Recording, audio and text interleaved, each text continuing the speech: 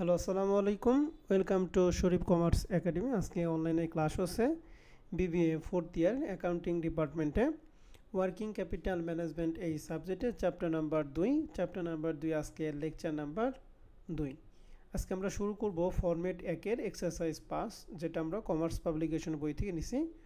প্রশ্নটা বলা আছে, Metro company has a policy of maintaining a minimum cash balance. Minimum cash balance return পয়েন্টের ক্ষেত্রে আমরা 3-4টা সূত্র দেখছিলাম যে মিনিমাম ক্যাশ ব্যালেন্সকে আমরা কি দ্বারা প্রকাশ করি? লোয়ার লিমিট এল। মানে লোয়ার লিমিট মানে এল দ্বারা। The standard division of the company daily cash flow 40,000। আমরা রিটার্ন পয়েন্টের ক্ষেত্রে এখানে দেখছিলাম সূত্র হচ্ছে সিগমা স্কোয়ার। সিগমা স্কোয়ার মানে হচ্ছে কি বলো দেখি? Sigma square variance. ভ্যারিয়েন্স যদি প্রশ্নে ভ্যারিয়েন্স দেওয়া থাকে তাহলে ভ্যারিয়েন্সের মান কি স্কোয়ার করতে হয় না, কিন্তু এইচডি যদি দেওয়া থাকে তাহলে এইচডিকে কি করতে হয় বলো দেখি? স্কোয়ার করতে হয়। তাহলে এখন যেখানে 40,000 দিয়ে আসছি স্ট্যান্ডার্ড ডিভিশনে কি স্কোয়ার করবো না করবো না? স্কোয়ার করবো। Good. The annual interest rate 15%, অর্থাৎ আয়ের মান দিয়ে আছে 15%। The transaction cost of buying on a selling securities টাকা 30 টাকা পার ট্রানজ্যাকশন, অর্থাৎ প্রতি ট্রানজ্যাকশনের কস্ট হয় 30 টাকা। তাহলে এটা হচ্ছে আমাদের সি এর মান। প্রতি ট্রানজ্যাকশনে যে টাকা কস্ট হয় এটা হলো আমাদের কার মান? সি এর মান। এখন আমাদের প্রশ্নে বের করতে বলছে লোয়ার লিমিট, আপার লিমিট এবং অ্যাভারেজ ক্যাশ ব্যালেন্স। তো লোয়ার লিমিট মানে হচ্ছে আমরা এল দ্বারা প্রকাশ করি, যেটাকে আমরা বলি হচ্ছে মিনিমাম ক্যাশ ব্যালেন্স, যে মানটা আমাদের প্রশ্নে সরাসরি কি দেওয়া আছে। আর আপার লিমিটের সূত্র হচ্ছে রিটার্ন পয়েন্টের 3 গুণ এর সাথে কি যোগ বলো দেখি? Lower limit. তাহলে আপার লিমিট বের করতে হলে তোমাকে অবশ্যই রিটার্ন পয়েন্টের মানটা জানতে হবে। এখানে রিটার্ন পয়েন্টের মানটা বের করা হলো চ্যালেঞ্জিং বিষয়। তাহলে 1 নাম্বার রিকোয়ারমেন্ট তো শেষ, আমরা 2 নাম্বার রিকোয়ারমেন্টের জন্য আগে রিটার্ন পয়েন্টটা দেখব। তো রিটার্ন পয়েন্টের সূত্র ছিল কিউব রুট উপরে 3 into C into sigma square divided by 4i ভাগ হচ্ছে 360। ক্যালকুলেশনটা খুব জটিল, ভালো করে খেয়াল করতে হবে। তাহলে আমরা মান বসাবো কিউব রুটই 3 সি মানে প্রতি ট্রানজ্যাকশনের কস্ট প্রশ্নে দিয়ে আছে 30 টাকা। আর সিগমা স্কোয়ার মানে হচ্ছে ভ্যারিয়েন্স, আমাদের প্রশ্নে সিগমা মান দিয়ে আছে, এই জন্য আমরা সিগমা মানকে কী করছি? স্কোয়ার করছি। আর নিচে 4 ইন্টু আয়ের মান ছিল 15%, আর 1 বছর সমান সমান হচ্ছে 360। আর এটাকে আমরা ক্যালকুলেশন করব।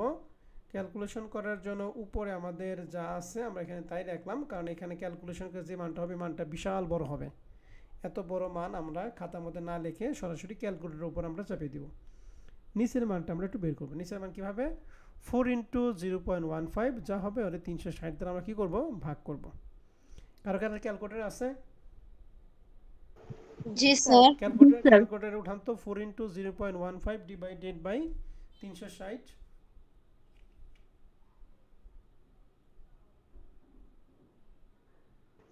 0.00166। 0.00166, তাই তো? তাহলে এই মানটা আমাদের হয়েছে। এখন এই পুরো মানটা আমরা একসাথে ক্যালকুলেশন করব। কিভাবে ক্যালকুলেশন করব? মনোযোগ সহকারে সবাই খেয়াল করেন, আমি একবার বলবো। যার যার ক্যালকুলেটর হাতে আছে তারা ক্যালকুলেটর হাতে নেন, আর যাদের ক্যালকুলেটর হাতে নাই তারা রেকর্ড ক্লাসটা 3বার শুনবেন, এইটুকু পার্ট, এরপরে ট্রাই করবেন। শুরুতেই আমরা এখানে যা আছে এটা আমরা ক্যালকুলেশন করব। কিভাবে?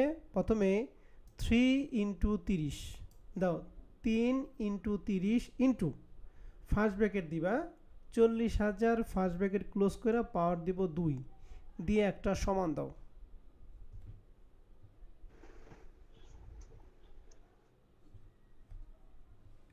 সমান দেওয়ার পরে বলবা যে স্যার দেওয়া হয়েছে 0.000144।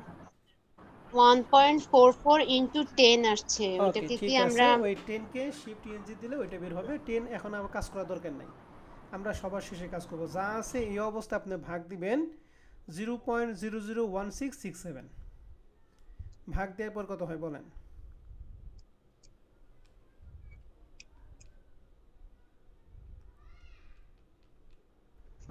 8.638 উপরে হচ্ছে 10 টু দি পাওয়ার ইয়ে থাকে। ওকে, ঠিক আছে, ধন্যবাদ। ওটা আবার উপর দেখেন পাওয়ার আছে কত, 14, তাই না? 10 টু দি পাওয়ার 14। যাই হোক, এখন এই মানটাকে আমাদের কিউব রুটের মান বের করতে হবে। এই মানটা কীভাবে বের করব? প্রথমে আপনি দিবেন, যেহেতু কিউব রুটের 3 আছে এর জন্য দেব 3, এরপরে দিব শিফট, এরপরে পাওয়ারে ক্লিক করেন। পাওয়ারে ক্লিক করে দেখেন একটা রুট আছে, রুটের পরে দিব অ্যান্সার, অ্যান্সার পরে দিব সমান। ঠিক আছে?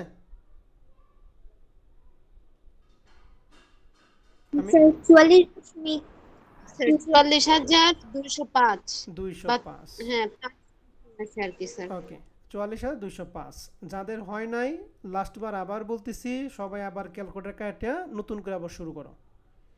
প্রথমে দাও 3 into 30 into first bracket 40,000, first bracket close করে পাওয়ার দিব 2 দিয়ে একটা সমান দিব, এরপরে ভাগ 0.001667 দিয়ে সমান, এরপরে দিব 3 শিফট পাওয়ার অ্যান্সার সমান।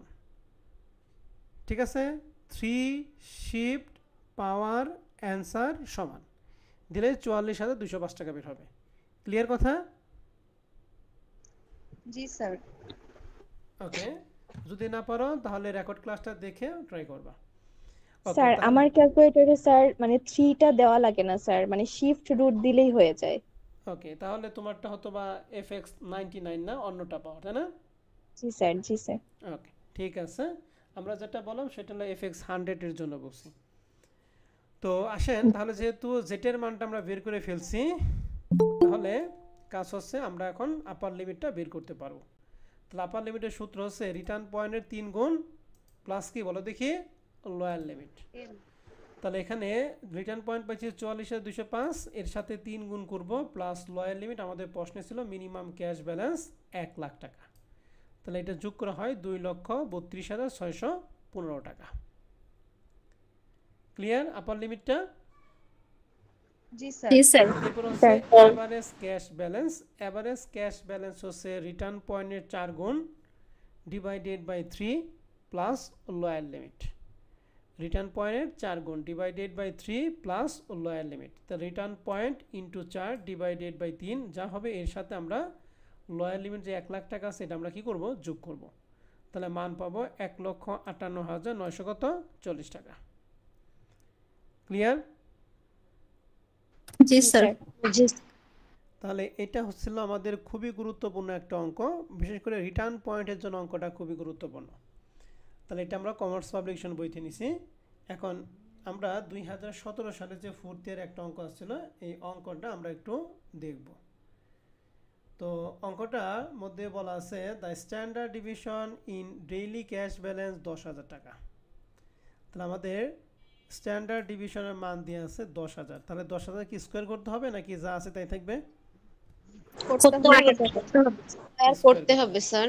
ওকে, মিনিমাম ক্যাশ ব্যালেন্স দিয়ে আছে 1,25,000। তাহলে মিনিমাম ক্যাশ ব্যালেন্স, এটা যেহেতু প্রশ্নে দিয়ে আছে, মিনিমাম ক্যাশ ব্যালেন্স আমরা কি দ্বারা প্রকাশ করি? লোয়ার লিমিট দ্বারা। এল দ্বারা, মানে lower limit. Good. Interest rate দিয়ে আছে 6%, আর প্রতি ট্রানজ্যাকশন আমাদের কস্ট হয় 50 টাকা। তাহলে এটা হলো সি এর মান, আর 6% এটা হচ্ছে আই এর মান, এটা হচ্ছে এল এর মান, আর এটা হলো সিগমার মান, নাকি? এখন আপনাকে 1 নাম্বার রিকোয়ারমেন্ট বসে রিটার্ন পয়েন্ট বের করে, যেটা আগের অঙ্কে আমরা ওয়ার্কিং করে বের করছিলাম, সেটাই আমাদের বের করতে বসে। এরপর টার্গেট ব্যালেন্স, আপার লিমিট, অ্যাভারেজ ব্যালেন্স। ক্লিয়ার কথা? জি স্যার। এখন এই ক্ষেত্রে রিটার্ন পয়েন্টের জন্য 4i ডিভাইডেড বাই 360, এই মানটা এক একজনের জন্য এক এক রকম হতে পারে। আমি এখানে যে অ্যান্সারগুলি দিছি, এই অ্যান্সারের জন্য আমরা মানটা এইটা নিয়ে ক্যালকুলেশন করছি।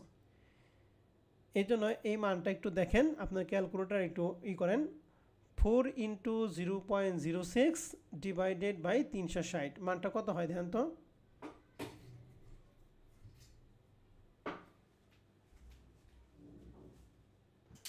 স্যার 0.00 এটাই আসছে। এটাই হয়েছে? জি স্যার, এটাই হয়েছে। স্যার দশমিকের পরে এখানে আমরা 6-7 গড় নিছি, আপনি 7 ঘর নিয়ে যদি করেন তাহলে এই অ্যান্সারটাই হবে।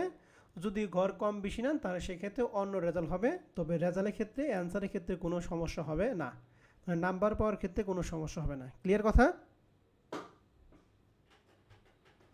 জি স্যার। মানে কেউ যদি দশমীর পরে 4 ঘর নিয়ে করে তাহলে তার রেজাল্টটা একটু কিছু টাকা কম বেশি হবে, আবার 5 ঘর নিয়ে করলে হবে, 6 ঘর নিয়ে করলে হবে, 7 ঘর, আবার অনেকে নিবে 9 ঘর, তাহলে এক্ষেত্রে রেজাল্টটা একটু কি হবে, চেঞ্জ হবে। এক্ষেত্রে অ্যান্সারের ক্ষেত্রে কোনো পরিবর্তন নাই, মানে তোমার নাম্বার পাওয়ার ক্ষেত্রে কোনো পরিবর্তন হবে না। ঠিক আছে?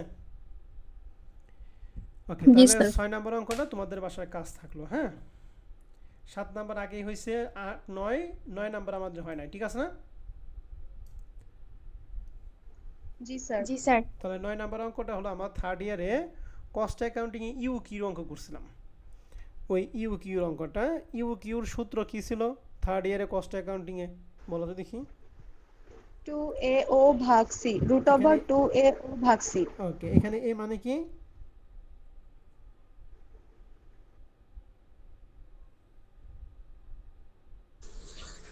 এই মানে কি ছিল মনে আছে কারো? না মনে থাকলে বলে দিব। আছে কারো মনে আছে? Annual cash. অ্যানুয়াল ক্যাশ না, অ্যানুয়াল রিকোয়ারমেন্ট, অর্থাৎ বার্ষিক চাহিদা। ও মানে অর্ডারিং কস্ট আর সি মানে কি? Carrying cost. তো আমাদের প্রশ্নে বলা আছে যে অমুক limited estimated their annual cash requirement is টাকা হচ্ছে 30 লাখ টাকা। তাহলে অ্যানুয়াল ক্যাশ রিকোয়ারমেন্ট বা অ্যানুয়াল রিকোয়ারমেন্ট মানে হচ্ছে এর মান। Annual interest rate of marketable security is 12%। তাহলে এখানে নর্মালি সি হচ্ছে কেয়ারিং কস্ট, কিন্তু এখানে কেয়ারিং কস্ট না দিয়ে আছে ইন্টারেস্ট রেট। তো এটাই হচ্ছে আমাদের এই অঙ্কের জন্য সি এর মান। আর প্রতি ট্রানজ্যাকশনে আমাদের কস্ট হয় 100 টাকা, যেটাকে আমরা ও দ্বারা প্রকাশ করি। কে যেন আনমিউট আছেন, ক্লাস থেকে বের করে দিলে ক্লাস আর জয়েন করা পাবে না কিন্তু। তাহলে প্রতি ট্রানজ্যাকশনে আমাদের কস্ট হয় 100 টাকা, তার মানে এটা হচ্ছে আমাদের অর্ডারিং কস্ট। আয়ের মান দিয়ে আছে 12%, আর অ্যানুয়াল রিকোয়ারমেন্ট বা অ্যানুয়াল ক্যাশ রিকোয়ারমেন্টের টাকা দিয়ে আছে 30 লাখ টাকা। এখন তোমাকে করতে বলছে দুইটা পদ্ধতি, একটা ইকুয়েশন মেথড আর একটা হলো টেবুলার মেথড। ইকুয়েশন মেথড হলো সমীকরণের সাহায্যে যেটা সমাধান করব সেটা, আর টেবুলার মেথড হচ্ছে আমরা টেবিলের মাধ্যমে যেটা সমাধান করব সেটা। তাহলে প্রথমে ইকুয়েশন মেথডের সূত্রটা আমরা থার্ড ইয়ারে পড়ছিলাম। ইউ কিউ সমান সমান 2AO ডিভাইডেড বাই সি। এখানে 2 ও হচ্ছে অর্ডারিং কস্ট যার মান দিয়ে আছে 100, এ মানে অ্যানুয়াল রিকোয়ারমেন্ট যার মান দিয়েছে 30 লাখ। এটা আগে পরে লিখলে কোনো সমস্যা নাই। আর আই হচ্ছে 12% মানে 0.12। এটাকে যদি আপনারা ক্যালকুলেশন করেন মান পাবেন 70,711 টাকা। ক্লিয়ার কথা? জি স্যার। স্যার এখানে আমরা আই কেন ধরলাম স্যার, এটা যদি আরেকবার বলতেন। সি মানে কেয়ারিং কস্ট। কেয়ারিং কস্ট আমাদের পোস্টে দেয়া নাই, দেয়া না থাকলে সেই ক্ষেত্রে ইন্টারেস্ট রেটকে আমরা সি এর মান ধরব। ঠিক আছে? জি স্যার। ওকে, এখন 2 নাম্বারটা টেবুলার মেথড। এই টেবুলার মেথডের অঙ্ক সমাধান করার জন্য আমাদেরকে টেবিল করতে হবে। এই টেবিলের ক্ষেত্রে সবচেয়ে চ্যালেঞ্জিং বিষয় হচ্ছে এই যে লটগুলি নেওয়া। লট আমরা কয়টা নিয়ে কাজ করব, এটা আমরা সবাই ভালো করে খেয়াল করব। দেখেন আমরা কিভাবে সমাধান করব। এখানে টেবুলার মেথডের জন্য আমরা প্রথমে লিখছি optimum cash conversion size under tabular method. তাহলে টেবুলার মেথডের জন্য প্রথমে আমরা সিরিয়াল নাম্বার দিব, এটা অপশনাল, এটা আপনি চাইলে দিতেও পারেন নাও দিতে পারেন। এরপরে যে ঘরগুলি সেটা হচ্ছে পার্টিকুলার। এরপরে লট সাইজ, অর্থাৎ প্রতি লটে আমরা কত করে পণ্যের অর্ডার দিব। এই লট সাইজটা এক একজনে এক এক রকমভাবে নিবে। কেউ 3টা নিবে, কেউ 4টা নিবে, কেউ 6টা নিবে, কেউ 8টা নিবে, কেউ 10টা নিবে, কেউ 15টা নিবে। মনে রাখবেন লট সাইজ আপনি যতই নেন, যতটুকু লট সাইজ নিব অতটুকুর মধ্যে আমাদের ব্যয়টা সবচেয়ে যেটা কম সেটাই হচ্ছে আমাদের অঙ্কের অ্যান্সার। অ্যান্ড লট সাইজ যদি আমি 3টা নিয়ে করি 3টার মধ্যে যেটা কম সেটা, যদি 10টা নিয়ে করি 10টার মধ্যে যেটা কম সেটা, যদি 8টা নিয়ে করি তাহলে 8টার মধ্যে যেটা কম সেটা। ক্লিয়ার কথা? তাহলে লট সাইজের সংখ্যাগুলি আমার নিজের উপর ডিপেন্ড করবে, কিন্তু লট সাইজের যে লটের যে সাইজগুলি এই সাইজগুলি কিন্তু নিজের ইচ্ছা মতো নিলে কাজ হবে না, এটাকে সূত্রে অ্যাপ্লাই করে মান বের করতে হবে। এখন আসেন আমরা কিভাবে বের করব। প্রথমে আমরা লিখবো অ্যানুয়াল ক্যাশ রিকোয়ারমেন্ট, অর্থাৎ আমাদের বাৎসরিক যে চাহিদা আছে 30 লাখ, সবার জন্য আমরা 30 লাখ টাকা দিছি। এরপরে নাম্বার অফ লট, তারপরটা হচ্ছে লট সাইজ, এই দুইটা আমরা একসাথে বোঝাবো। মনে রাখবেন নাম্বার অফ লটটা এমনভাবে নিতে হবে যেন লট সাইজ আস্তে আস্তে কি থাকতে কমতে থাকে। ঠিক আছে, লট সাইজ আস্তে আস্তে কি করবে বলো দেখি? কমতে থাকবে। কমবে, আর নাম্বার অফ লটটা কমবে, আর লট সাইজটা আস্তে আস্তে কি বাড়তে থাকবে।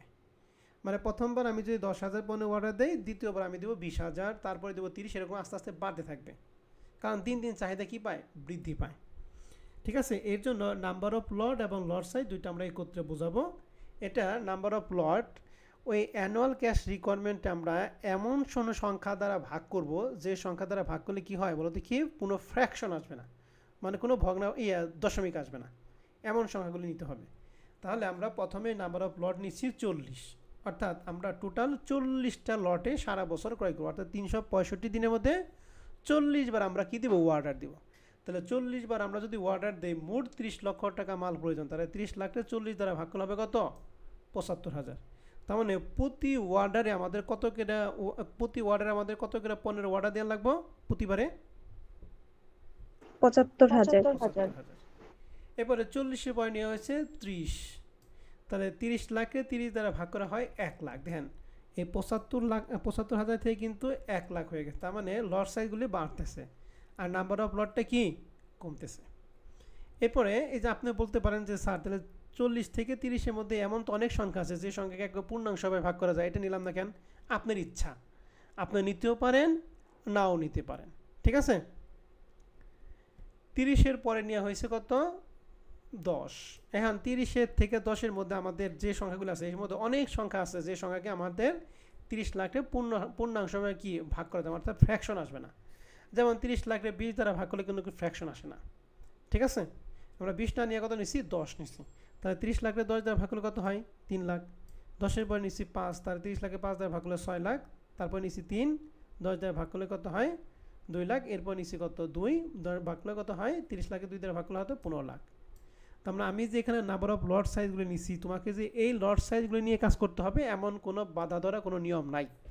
ঠিক আছে, তোমার ইচ্ছা মতো তুমি নিবা, তবে এখানে দেখতে হবে যে এই সংখ্যাকে জানি কোনো ফ্র্যাকশন না আসে। ঠিক আছে, জি স্যার। জি স্যার। ফ্র্যাকশন আসলে সে সংখ্যাটা নেওয়া যাবে না। ক্লিয়ার কথা? যেমন কেউ যদি চায় যে 10 নিচ্ছি, 10-এর পর আমি যদি 9 নেই, তাহলে 30 লাখে 9 দ্বারা ভাগ করে দেখেন এখানে দশমিক আসবে, অতএব 9টা নাম্বার অফ লট নেওয়া যাবে না। ক্লিয়ার কথা? স্যার যে নাম্বার অফ লট স্যার সবসময় কি বড় থেকে ছোট নিব? হ্যাঁ, সবসময় বড় থেকে ছোট নেবেন, আর লট সাইজগুলি ছোট থেকে আস্তে আস্তে কি হবে, বড় হবে। ঠিক আছে, জি স্যার। ওকে। এরপরে 4 নাম্বারটা হচ্ছে এভারেজ লট সাইজ, এটা সবচেয়ে সহজ।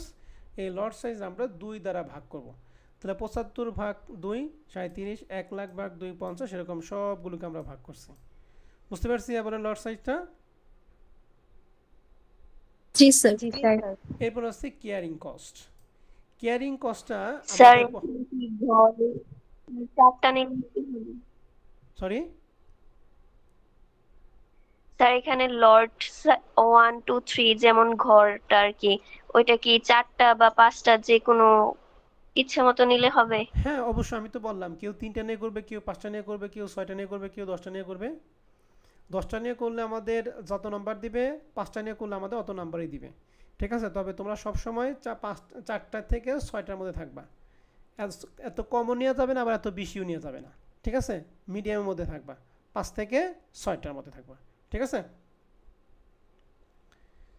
ওকে। কেয়ারিং কস্ট সম্পর্কে প্রশ্নে বলা ছিল কত পার্সেন্ট বলো দেখি, 12%। এই কেয়ারিং কস্টটা সবসময় অ্যাভারেজ লট সাইজের উপর ধরতে হবে। তাহলে 37,500 12%, 4,500, 50,000 12%, 6,000, এরকম সবগুলোই নিয়ে হয়েছে। তাহলে কেয়ারিং কস্টটা ক্লিয়ার? জি স্যার। এরপরে ওয়ার্ডার কস্ট। ওয়ার্ডার কস্টটা আরও সহজ। প্রতিবারে ওয়ার্ডার আমাদের কত টাকা করে কস্ট হয় বলো তো দেখি? 100 100 আর আমরা প্রথম লটের ক্ষেত্রে কয়বার অর্ডার দিছি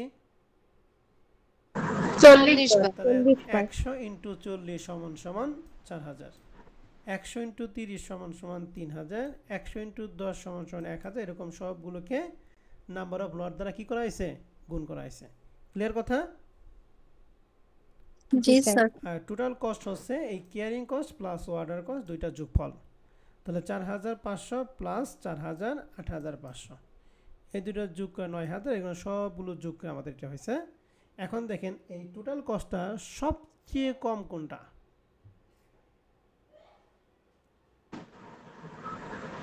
8500 এই 8500 টাকা হচ্ছে সবচেয়ে কম। তাহলে 8500 টোটাল কস্টটা সবচেয়ে কম, যেটা কত ইউনিট পণ্যের অর্ডার দিলে আমাদের ব্যয়টা সবচেয়ে কম হবে? 75000 75000 তাহলে লেখা হয়েছে the optimum cash conversion size is 75 because here total cost is lower than others, কারণ এর কস্টটা অন্যান্য সবার থেকে কি বলো দেখি কম। তাহলে টিপুলার মেথডটা ক্লিয়ার? জি স্যার এখন এই অঙ্কের মধ্যে আমাদের নাম্বার অফ লটটা বা লট সাইজটা আমাদের প্রশ্নে দিয়ে আছে, এর জন্য আমাদের কাছে একটু জটিল মনে হয়েছে। কিন্তু কিছু কিছু প্রশ্নে লট সাইজটা সরাসরি প্রশ্নে কি দেওয়া থাকবে। যখন দেওয়া থাকবে তখন কিন্তু আর আপনাকে এই ঘরগুলি কমানোর কোনো অপশন থাকবে না, যে নাম্বার অফ লটটা কমানোর কোনো অপশন থাকবে না, যে করা থাকবে ঠিক ওই কয়টা নিয়ে কাজ করতে হবে। তার মানে লট সাইজটা দেওয়া থাকলে সুবিধা আছে অসুবিধাও আছে, আর দেওয়া না থাকলেও সুবিধা অসুবিধা দুইটাই আছে। ঠিক আছে, আমরা তাহলে এমন একটা অঙ্ক করবো যেটার মধ্যে লট সাইজ দেওয়া আছে। তাহলে 9 গেল, 10 নম্বর 11 নম্বর এগুলো আমাদের আগেই হয়েছে। 12 নম্বর অঙ্কটা সবাই কি 12 নম্বর অঙ্ক দেখতেছেন? জি স্যার। এই 12 নম্বর অঙ্কে হুবহু অঙ্ক হচ্ছে এক্সারসাইজ 13 নম্বরটা বাসার কাজ থাকবে। তো 12 নম্বর প্রশ্নটা বলা আছে দ্য ABC লিমিটেড রিকোয়ার্ড টাকা 30 লক্ষ in cash to meet the transaction need during the next 3 month cash planning period. 3 মাসের ক্যাশ প্ল্যানিং, ঠিক আছে। এখন বলো তো 3 মাস ক্যাশ প্ল্যানিং মানে 3 মাস পর পর তারা প্ল্যান করে, তাহলে বছরে তারা কয়বার প্ল্যান করবে? 4 বার। 4 বার। তাহলে আমরা জানি বছরে যে কয়বার হবে সেটা হলো কি এম এর মান, ঠিক আছে। তাহলে আয়ের এম দ্বারা কি করতে হয় বলো দেখি? করতে হয়। বলছে in healed marketable security of on equal amount. Marketable security বলছে প্রত্যেকটা অ্যামাউন্ট কি হবে সমান হবে। The annual yield on this marketable security is কত পার্সেন্ট? 20%।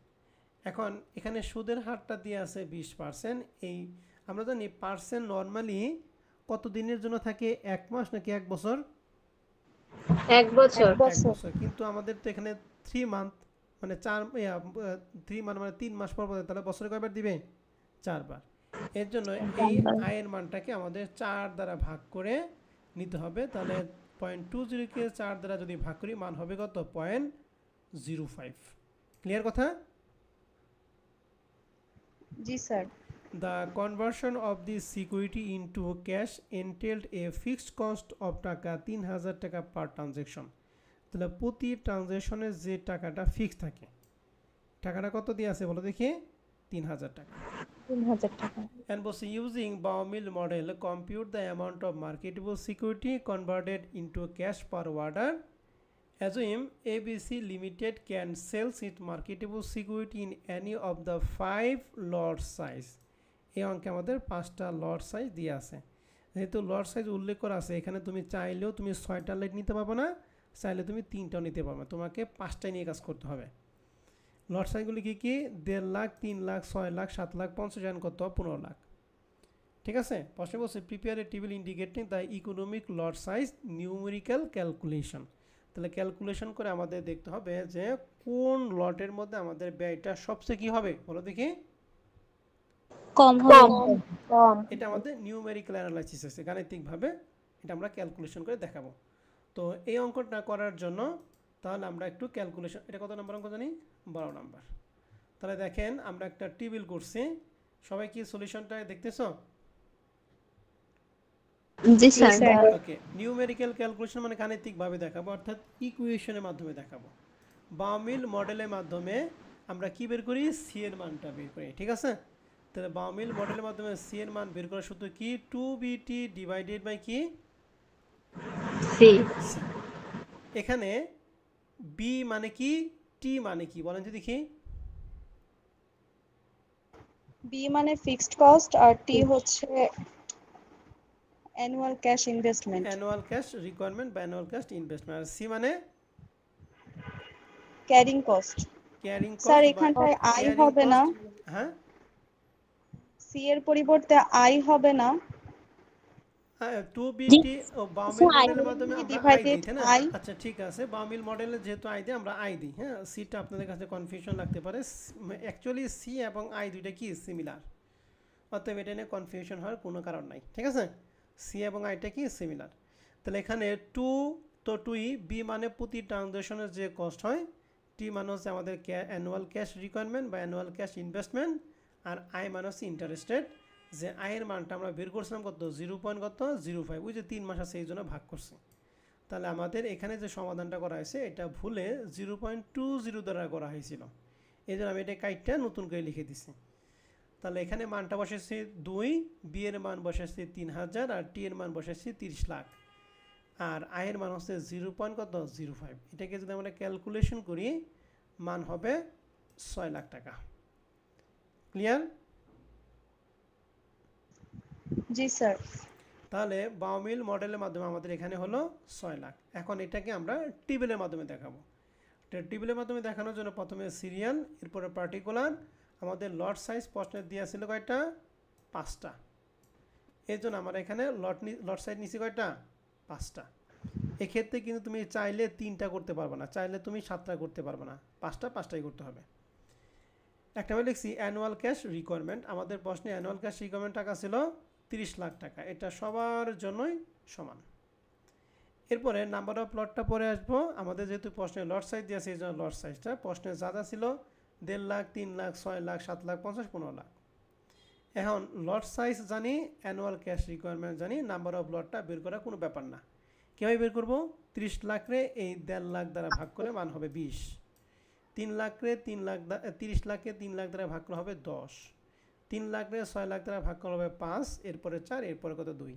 দেন নাম্বার অফ লটগুলি আস্তে আস্তে কমতেছে আর লট সাইজগুলো আস্তে আস্তে কি বাড়তেছে। কথায় ক্লিয়ার সবাই? জি স্যার। জি স্যার। এখন আপনি প্রত্যাশা করেন কি লট সাইজ দেওয়া থাকুক নাকি না দেওয়া থাকুক, বলেন তো দেখি। দেয়া থাকলে ভালো। দেওয়া থাকলে দেয়া সুবিধা থাকলে আছে নাকি, এক্ষেত্রে ভুল হওয়ার সম্ভাবনা কম থাকে। ওকে, এরপরে এভারেজ লট সাইজ 2 দ্বারা ভাগ করবো, 1.5 লাখ ভাগ 2, 3 লাখ ভাগ 2, এরকম সবগুলোকে আমরা 2 দ্বারা ভাগ করছি। এবার কিয়ারিং কস্ট, কিয়ারিং কস্টটা আমাদের প্রশ্নে দেওয়া ছিল কত পার্সেন্ট বলো দেখি, 20% ছিল, কিন্তু ক্যালকুলেশন করে বের করছি কত, 0.05 অর্থাৎ 5% নাকি। ওকে, আমরা কিয়ারিং কস্ট কার উপর ধরবো, এভারেজ লট সাইজ। তাহলে 75,000 ইন্টু 0.05 কত হয়,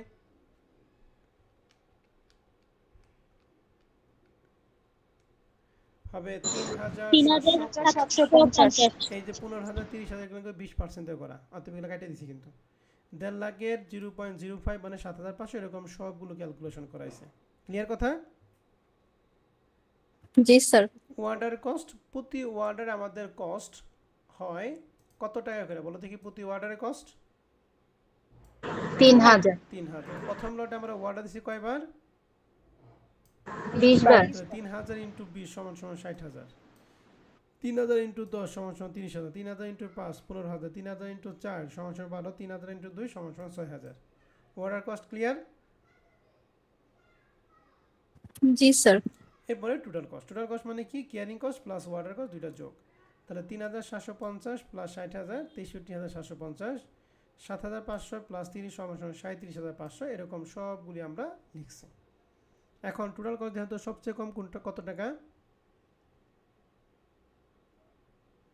30,000। 30,000 টাকা সবচেয়ে কম, যেখানে কতটুকু পণ্যের অর্ডার দিয়েছিলাম আমরা,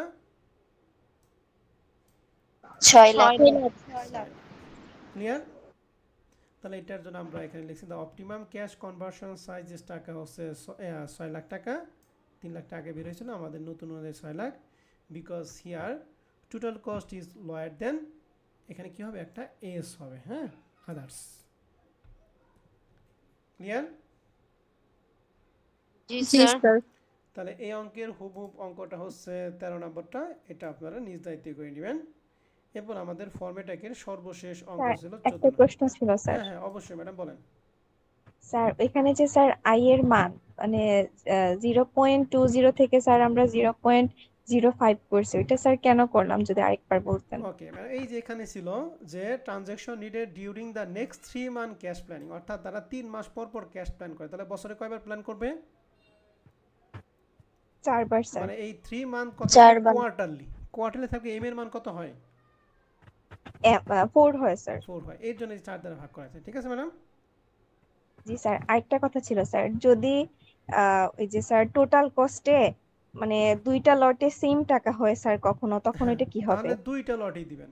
মনে করেন এখানে 30,000 টাকা, এখানে 30,000, দুইটাই হয়েছে, ঠিক আছে, দুইটাই টোটাল কস্টটা কি সেম, তাহলে সেই ক্ষেত্রে আমাদের লট সাইজ এই দুইটার ক্ষেত্রে দুইটি অ্যান্সার দিয়ে দিবেন। ঠিক আছে? জি স্যার। ওকে, তাহলে 13 নম্বর অঙ্কটা আপনারা করবেন। এখানে যে 3 মান্থ লেখা আছে আপনারা ভাগ করে নেবেন। এবার আছে 14 নম্বর অঙ্কটা। এই অঙ্কটা আমাদের দুইটা প্রশ্ন বলছে, এক হলো what is the U Q, এটা থার্ড ইয়ার অঙ্ক, খুব থার্ড ইয়ার অঙ্ক, ফোর্থ ইয়ার আসছে। ইউ কিউ আমরা বের করবো। 2 নম্বর হচ্ছে how many order, how many order মানে কি number of order. Number of order কি কারো সূত্র মনে আছে? নাম্বার অফ ওয়ার্ডারটা কীভাবে বের করি আমরা? মনে নাই স্যার। মনে নেই না? ওকে ঠিক আছে, নাম্বার অফ ওয়ার্ডার মানে এ রে ইউ কিউ দ্বারা কী করতে হয়? ভাগ করতে হয়। তো যাই হোক আমরা প্রশ্নটা পড়ি। এখানে লেখা আছে ইউ কিউর জন্য কী কী লাগে বলো দেখি? 2AO ডিভাইডেড বাই কি? আই। না, ইউ কিউর ক্ষেত্রে আই না, ইউ কিউর ক্ষেত্রে সি লিখবো, হ্যাঁ। আর বাউমিল মডেলের ক্ষেত্রে কী লিখবো? আই লিখবো। মূলত আই এবং সি দুইটা কি সিমিলার। প্রশ্ন বলছে অ্যানুয়াল সেলস আর টাকা 3,38,000 ইউনিটস। তাহলে এটা হলো আমাদের অ্যানুয়াল সেলস লাগে, মানে annual requirement. Order must be place in multiple of হচ্ছে 100 ইউনিট, অর্থাৎ বলছে প্রতিবার তারা 100 ইউনিট করে মাল্টিপল দেয়, মানে 100 গুণতিক দেয়। অর্থাৎ যদি অর্ডার দেয় তাহলে 200 দিবে, 300 দিবে, 400 দিবে, কিন্তু কখনো 150 দিতে পারবে না। The purchase price per unit টাকা হচ্ছে 6 টাকা, অর্থাৎ 1 ইউনিটের ক্রয় মূল্য দিয়ে আছে 6 টাকা। কেয়ারিং কস্ট আছে 20%। মনে রাখবেন কেয়ারিং কস্টটা যদি কখনো পার্সেন্টেজ দেওয়া থাকে তাহলে সেই কেয়ারিং কস্টটা অবশ্যই 1 ইউনিটের ক্রয় মূল্যের উপর ধরতে হবে। কার উপর ধরতে হবে বলো দেখি? 1 ইউনিটের ক্রয় মূল্যের উপর। 1 ইউনিটের ক্রয় মূল্য কি 6 টাকা নাকি 100 টাকা? 6 টাকা। তাহলে 6 টাকার 20% হবে সি এর মান। আর ফিক্সড অর্ডার কস্ট দিয়ে আছে প্রশ্নে 48 দিন। ঠিক আছে? আর বলছে 3 days R required for delivery, অর্থাৎ ডেলিভারির জন্য তারা 3 দিন করে সময় নেয়। ওকে, এখন 1 নম্বর ইকুয়েশনে বলছে what is the U Q. তাহলে ইউ কিউ সূত্র 2AO ডিভাইডেড বাই সি। এখানে এ মানে কত? 3,38,000। আর 48। সি হবে এই 6 টাকার কত পার্সেন্ট? 20%। 20%। তাহলে আমরা এখানে লিখছি ওই 2 ইন্টু এর মান 3,38,000, ও এর মান হচ্ছে 48 ইন্টু 3 না 6 এর 20% মানে 1 পয়েন্ট কত 2। এটাকে যদি ক্যালকুলেশন করো তাহলে মান হবে 5,200 ইউনিটস। ঠিক আছে? জি স্যার। আর 2 নম্বর বলছে হাউ মেনি ওয়ার্ডার, কয়বার ওয়ার্ডার দিতে হবে। এইটা সূত্র মুখস্থ না করলে তুমি নিজে নিজেই পারবা। আমরা ইউ কিউ কত পাইলাম বলো দেখি? 5,200। আমাদের মোট লাগবে কত হাজার ইউনিট?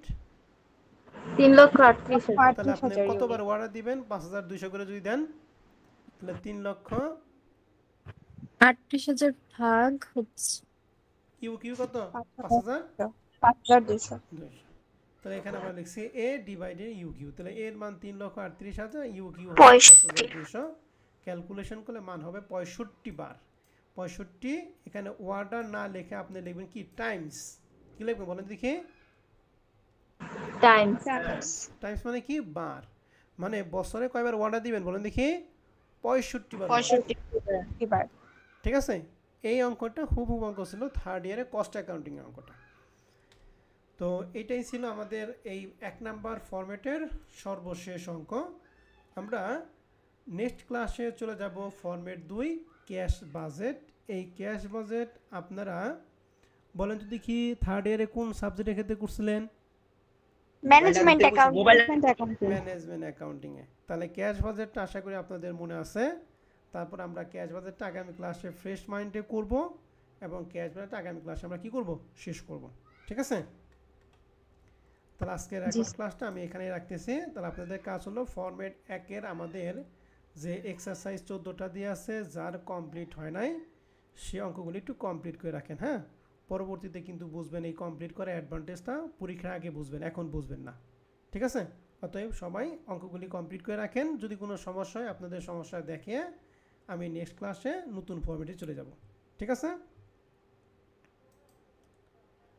তাহলে আজকের রেকর্ড ক্লাস আমাদের এই পর্যন্তই থাকবে। তোমাদের কারো